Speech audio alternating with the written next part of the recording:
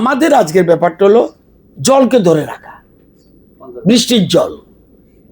বৃষ্টির জলকে ধরে রাখা, নতুবা আগামী প্রজন্ম। এখন কিন্তু বিরাট সংকট দেখা দিচ্ছে পাঞ্জাব এন্ড হরিয়ানায়, কারণ সব জল তুলে ফেলেছে। আর আমাদের দেখবেন একটু কাটলেই নিচে দেখবেন জল পাবেন আপনি। কালকে যে মাটির ব্যাপারে আলোচনা করেছিলাম এইটাই। তো আজকে শুধু জলের ব্যাপার নিয়ে আলোচনা, জলকে কীভাবে ধরে রাখা যায়। পাশাপাশি আমরা অন্যান্য স্কিমকেও ক্লাব করছি। ফরেস্ট বলছে যে আমাদের নতুন করে, তার আগে কিন্তু এরকম চিন্তা করেনি। আজকে তারা আগর চাষের কথা চিন্তা করছে, আগরের জন্য। আর ওরা আগরের চারা তৈরি করছে, বাঁশ তৈরি করছে, এবং আবার কেউ কেউ বলছে চন্দন গাছ। এই জিনিসগুলি আমরা সবাই, আবার আজকে সবচেয়ে ইম্পর্টেন্ট, যেমন মৎস্য এআরডিডি বলছে এটা খুব গুরুত্বপূর্ণ, আপনাদের জানা দরকার। সবচেয়ে ক্রাইসিস এখন ঘাস।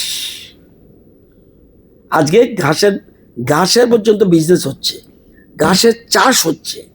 এই জন্য তারা, আমরা যে পুকুরগুলি করছি সেই পুকুরগুলিতে যাতে ঘাসের বীজ দিয়ে দিলে সবগুলি ছড়িয়ে দেব, তাহলে ঘাসের আমরা একদিকে জল ধরে রাখতে পারবে, প্লাস গোখাদ্য হিসাবে এটা কাজে লাগবে। দ্রুত শেষ হতে যাচ্ছে,